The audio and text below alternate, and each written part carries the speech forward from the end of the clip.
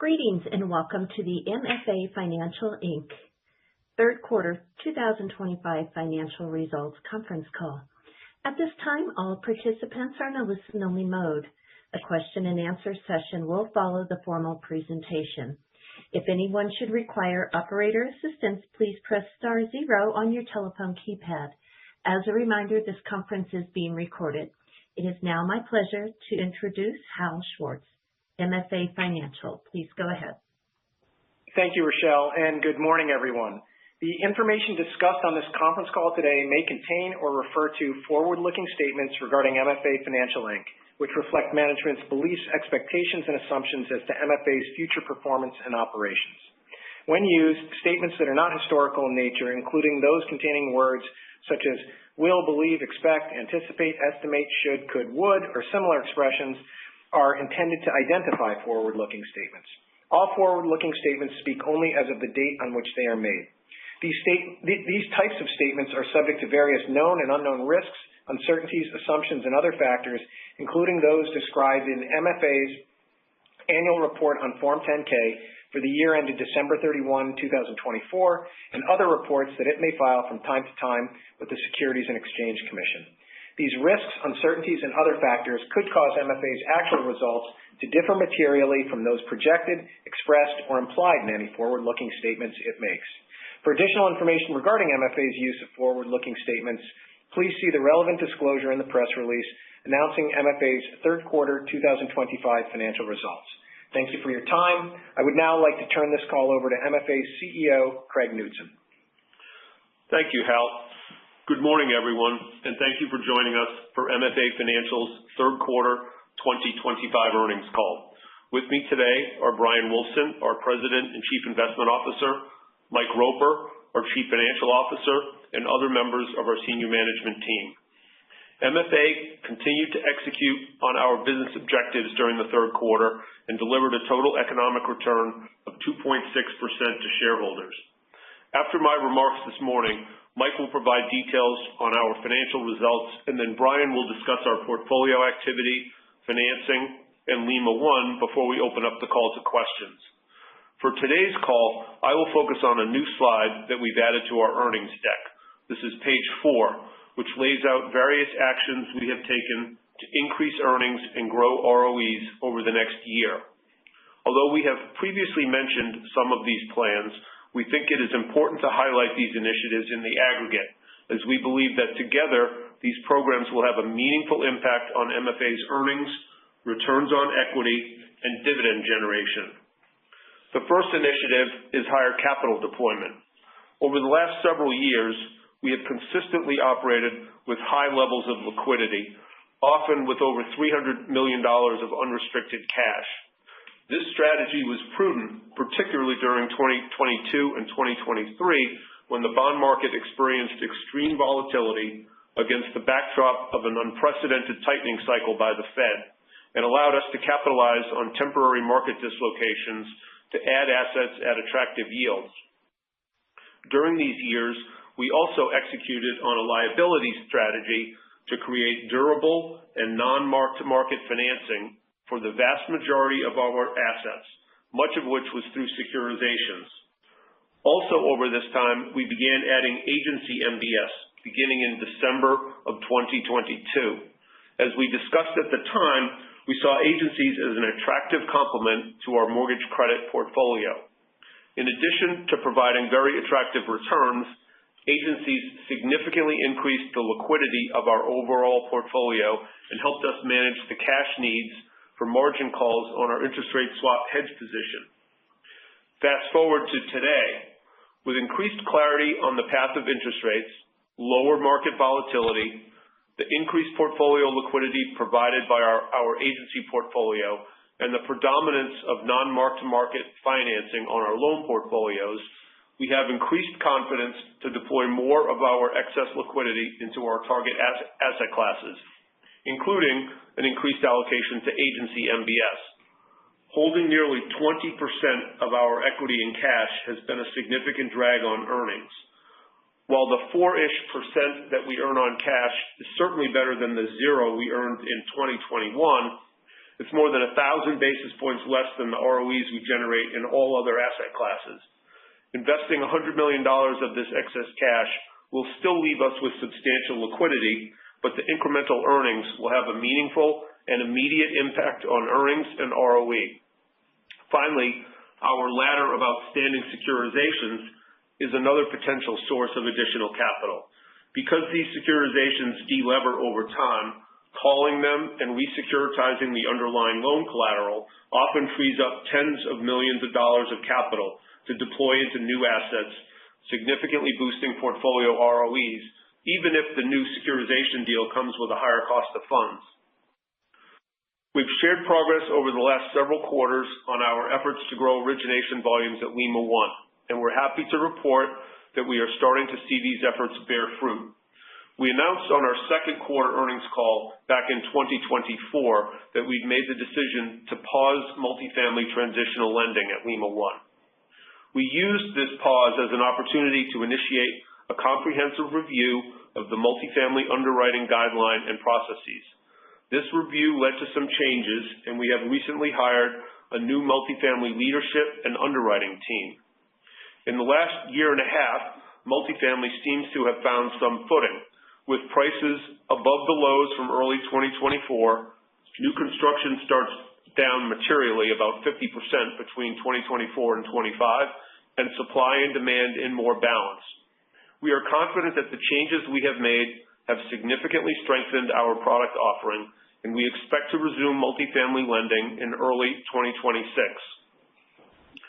During 2025, we have also made significant new hires to Lima's sales team, rolled out technology initiatives that materially improve the borrower experience, and we're planning to launch a wholesale origination channel next year as well.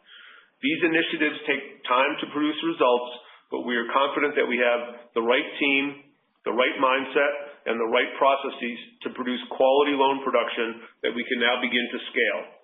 Business purpose loans generate some of the highest ROEs of all of MFA's target asset classes, so growth at Lima One into 2026 will contribute materially to MFA's earnings. Another initiative has been expense reductions. Over the last year, we've taken a hard look across all of our operating expenses, both at MFA and Lima One. While most of the significant reductions have been personnel related, we've also canceled or renegotiated many vendor contracts. As Mike stated on our last earnings call, our goal is to reduce run rate G&A expenses by 7 to 10% versus 2024 levels, which is about $9 to $13 million a year or 2 to 4 cents per share per quarter.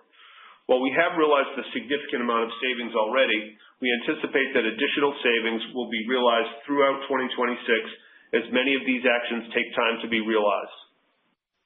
A further initiative has been accelerating the resolution of non-performing loans.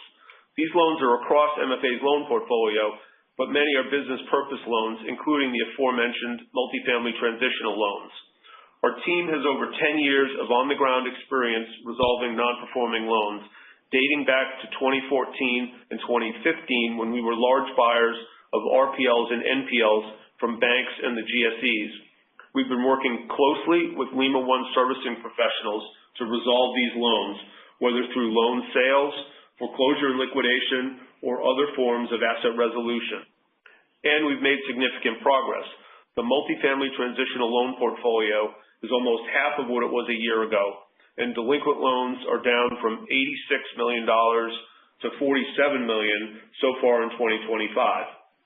Economically, losses associated with these loans were reflected in fair value marks when they emerged, which in most cases was over a year ago or more, when these fair value marks flowed through GAAP earnings and book value. But these non-performing loans tie up a lot of capital. In some cases, these loans or REO properties may be unlevered, in which case they are funded 100% with equity. In other cases, they may be funded partly with borrowing, but the advance rate on delinquent loans is generally lower than for performing loans. Additionally, we generally do not recognize interest income on delinquent loans due to our non-accrual policy. So the equity that we have tied up in non-performing loans is a significant drag on our earnings and ROE. As we free up capital by resolving these problem assets, we can invest it in our target asset classes that generate mid to high teen ROEs. Finally, during the third quarter, we began a program to modestly modify our capital structure. Under our recently implemented preferred stock ATM program, we have issued additional shares of both our Series B and Series C preferred stock and used the proceeds to repurchase common stock at a significant discount to economic book value. While modest in size thus far, this is very accretive, and importantly, because we are issuing equity in the form of preferred stock, we are not shrinking our equity base despite repurchasing common stock. In the aggregate, we believe we are taking active measures to materially increase earnings and ROEs, and we expect to begin to see these results in 2026. And I'll now turn the call over to Mike to discuss our financial results. Thanks, Craig, and good morning. At September 30th, GAAP book value was $13.13 per share, and economic book value was $13.69 per share, each effectively unchanged from the end of June. MFA again paid a common dividend of 36 cents and delivered a quarterly total economic return of 2.6%. During the quarter, MFA generated GAAP earnings of $48.1 million, or 36 cents per basic common share.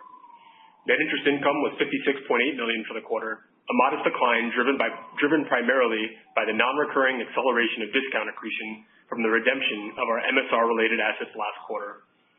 As Craig mentioned, we continue to make progress with our expense reduction initiatives. Quarterly G&A expenses totaled $29 million, a $900,000 decline from $29.9 million last quarter, and a $4.8 million decline from $33.8 million in the third quarter of 2024. Year-to-date G&A expenses were $92.4 million versus $103.9 million for the same period last year, a decline of approximately 11%. While we're proud of the savings achieved thus far, we continue to make progress on initiatives that we expect will bring additional savings in the back half of 2026. Distributable earnings for the third quarter were approximately $21 million, or 20 cents per share, a decline from 24 cents per share in the second quarter. DE was again adversely impacted by credit losses on our loan portfolio, which totaled 11 cents per share for the quarter. DE, excluding these credit losses, declined modestly to 32 cents per share from 35 cents per share last quarter, a decline driven largely by the non-recurring income in the second quarter on our MSR-related assets. Though we continue to expect some near-term pressure on our distributable earnings, as we make progress on the highly accretive strategic initiatives Craig spoke to earlier, we expect to see growth in our DE in the quarters ahead and continue to believe that our DE will reconverge with the level of our common dividend by mid-2026. Moving to our capital. During the quarter, we sold approximately 70,000 shares of our Series B preferred stock and approximately 125,000 shares of our Series C preferred stock for aggregate proceeds of approximately $4.5 million, at a yield well below our common cost of capital. During the quarter, we repurchased approximately 500,000 shares of our common stock at a discount of approximately 27% to our economic book value. As we continue to execute on our strategic initiatives to grow earnings, we found the opportunity in MFA's common stock today to be extraordinarily compelling. Given current market conditions and the trading level of our common stock, we expect to continue to issue preferred shares and repurchase our common shares as a way to enhance returns to our shareholders without sacrificing scale. Finally, subsequent to quarter end, we estimate that our economic book value is up by approximately 1% from the end of the third quarter. I'd now like to turn the call over to Brian, who will discuss our investment activities in the third quarter and our progress with Lima One. Thanks, Mike. We acquired $1.2 billion of loans and securities in our target asset classes during the third quarter. This included $453 million of non-QM loans, $473 million of agency securities, and $260 million of loans originated by Lima One. I'll expand on the latter two in a moment. Our non-QM portfolio now exceeds $5 billion in size and remains our largest asset class. The loans we purchased during the quarter carry an average coupon of 7.6% and an LTV of only 68%, which we believe helps insulate us from a softer housing environment. We remain focused on the credit quality and maintain a robust diligence process utilizing in-house resources in addition to independent third-party reviews. Credit performance in our non-QM book continues to be strong with a delinquency rate just over 4%. We issued our 19th and 20th non-QM securitizations during the quarter, selling $673 million of bonds at an average coupon of 5.4%. We've now securitized over $7 billion of non-QM paper since our first issuance in 2020 and want to thank our many investors who have consistently supported our deals. We grew our agency MBS position to $2.2 billion during the third quarter, adding almost $500 million of securities. Spreads have tightened, but it remains possible to generate mid-teens ROE with leverage on these investments. We continue to focus on lower pay-up spec pools that provide additional prepayment protection than generic pools. Our portfolio is predominantly comprised of 5.5s purchased at a slight discount to par. Our portfolio interest rate exposure remains stable over the quarter, with our duration decreasing slightly just under 1 year.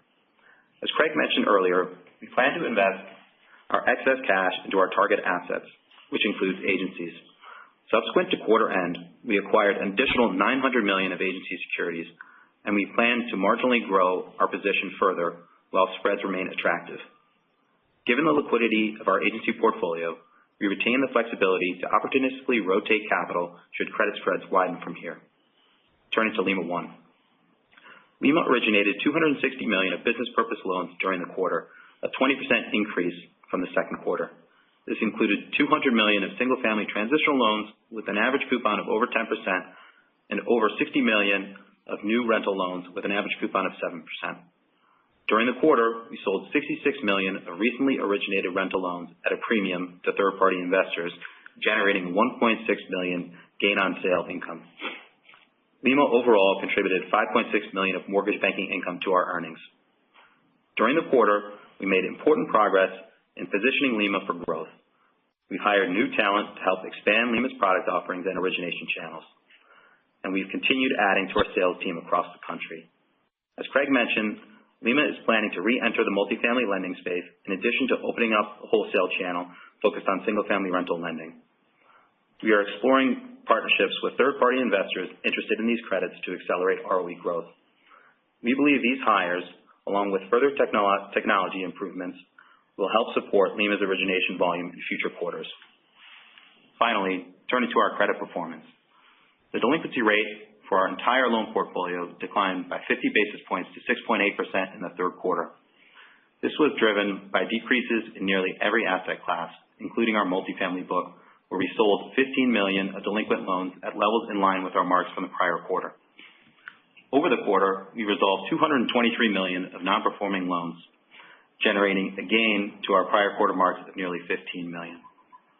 We are excited by the prospect of recycling all of that capital into income-producing assets moving forward. Wrapping up, we're excited about the growth prospects across our business and look forward to sharing our continued progress next quarter. And with that, we'll turn the call over to the operator for questions. Thank you. We will now be conducting a question and answer session. If you would like to ask a question, please press star 1 on your telephone keypad. A confirmation tone will indicate your line is in the queue. You may press star 2 to remove yourself from the queue. For participants using speaker equipment, it may be necessary to pick up the handset before pressing the star keys. Thank you. Our first question today will come from Bose George with KBW.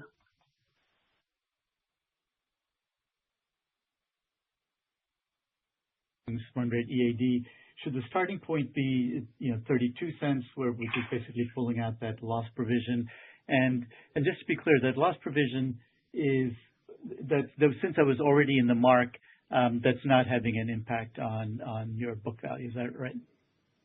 Sorry, Bose, we didn't hear the first part of your question. Can you just repeat the question? Sure. Yeah. The first part, actually, the cruel question. The first part was when we think about run rate EAD for the company, should the starting point be the 32 cents, which is basically the 20 cents after pulling out the loss provision this quarter? And the second part is that loss provision is already reflected in the mark, or just confirming that's the case. So there's no book value impact, from these loss provisions. Yeah, thanks, Bose. I guess a couple things. We strip out 100% of the losses in that 32-cent number. This is not a zero loss business, so it's certainly heightened right now. But call it a penny or two, or maybe slightly north of that. Certainly not 11. I think if you look at the initiatives Craig spoke to, there's a lot of ROE to be found there, right? And if you look at the lossless DE ROE, it's something like 9-ish%. And then if you look at our dividend yield on book value, it's about 10%. So, there's a lot of upside to be found in some of the initiatives Craig spoke to. And you can very, very cleanly bridge the gap between, that sort of lossless DE today and where we think we can take DE to and the earnings potential of the portfolio. Okay, great. That's helpful. And then, in terms of, incremental capital deployment, you guys, you noted the $100 million of excess. And how much capital is tied up in the delinquent loans? Like, how much could that be in terms of incremental investment?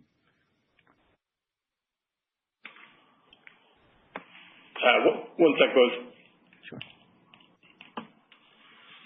So, I think that could probably be, somewhere in the magnitude of like 40 to 60 million associated with the delinquent loans.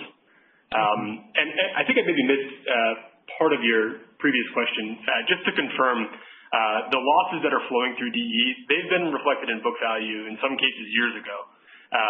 We have about, I think for the quarter, if you look at where it was marked last quarter and then where the asset resolved today, we had about a $15 million gain for the quarter associated with those resolutions. So, these are really old news, and in many cases they're actually positive to book value when they're being resolved. Okay, great. And just on the incremental capital, so 150 million, times whatever the teens ROE is kind of the way to think about the incremental contribution. Oh, I guess net of on the 100 million net of the cash that you're earning is kind of the way to think about the incremental return. So, okay. That's right. Okay. That's exactly right. Okay, great. Thanks. Thanks, Bose. And next we'll move to Mikhail Gorberman with Citizens JMP Securities. Hey, good morning, guys. Hope everybody is doing well. If I could ask about Lima One, originations were very strong there. What kind of margins are you guys seeing in that portfolio, and do you guys need sort of a higher level of margins to get that mortgage banking income quarterly up from the 5.6 you did in this quarter to a sort of a, let's say, a higher single-teen million-dollar level? Yeah, in terms of, the margins are pretty healthy. So on the short term, you're collecting sort of a point to 2 points on origination, and then you're additionally getting a servicing strip on the back end. So I think growth there will lead to increased mortgage banking income. On the loan sales related to the rental loans, those sell at generally, say a 2 to 3.5 point premium. And then we're also collecting origination fees on those loans. So, the margins are pretty healthy. I think there's just, we just need to increase the volume of origination, which would drive that income growth. And that's ostensibly what the multifamily, the move into multifamily is going to do, right? Right. The multifamily plus the wholesale. Right. Great. Maybe if I could ask one more about your agency MBS capital allocation, how you guys are thinking about what that level might be going forward, what it might grow to? Yeah, in terms of the equity allocation, where we are today, we could see some marginal growth. It's sort of, I stated in the prepared remarks, but we don't see it dramatically changing after this additional purchase of $900 million post quarter end. All right. Thanks a lot. Best of luck going forward. Thank you. Thank you. And as a reminder, it's star one to ask a question. Next, we'll move to Eric Hagen with BTIG. Hey, thanks. Good morning. We thought it was a good quarter. Hey, the move to get back into multifamily at Lima One, can you say what the levered returns that you're seeing there are? And when you think about the credit box, have there been any meaningful changes or kind of like edits or tweaks to the credit box? And how you guys are just thinking about like the sustainability of the credit there? Sure. In terms of ROEs, we think mid-teens ROEs are achievable. And we also said that, we would utilize sort of third-party capital partners as well with that. So we don't necessarily need to to take all the loans on our balance sheet. So what really it does do efficiently is help grow sort of the mortgage banking income line down at Lima One. And in terms of the types of assets that we're looking at, really it's moving somewhat up in market and quality, and then thinking more about bridge versus value add. Okay, that's interesting about the bridge. You guys talked about the agency portfolio. We really like what you guys are doing there. Can you talk about the range for leverage that you guys think you can tolerate in that portfolio? And then on the hedging, I mean, are you using any products which maybe help you, better manage the liquidity in that portfolio versus some of the products or the kind of structure that you've operated with in the hedge portfolio in the past? So yeah, from a leverage perspective, we're not really targeting increasing that leverage. It's still around plus or minus 8 times. And then in terms of the hedges we use cleared swaps, as well as we started using these SOFR futures from Ares. And they're similar in terms of economics as it relates to the cleared swaps. However, the initial margin is materially lower. Just as an example, we've added almost $300 million notional of hedges, but we moved some cleared swaps into the SOFR futures, and it reduces the initial margin by, say, $16-17 million. And that can then be redeployed into a mid-teens ROE asset. So, think about sort of unlocking earnings power of the portfolio. That's about, say, $2 million a year just moving that. So it's pretty attractive. That's good color. We appreciate you guys. Thanks, Eric. Thanks, Eric. And at this time, there are no further questions. I would like to turn the floor back to Craig Knutson for additional closing remarks. Thank you, and thank you for your interest in MFA Financial. We look forward to speaking with you again in February when we announce fourth quarter and full year results. Thank you. That does conclude today's teleconference. We thank you for your participation. You may disconnect your lines at this time.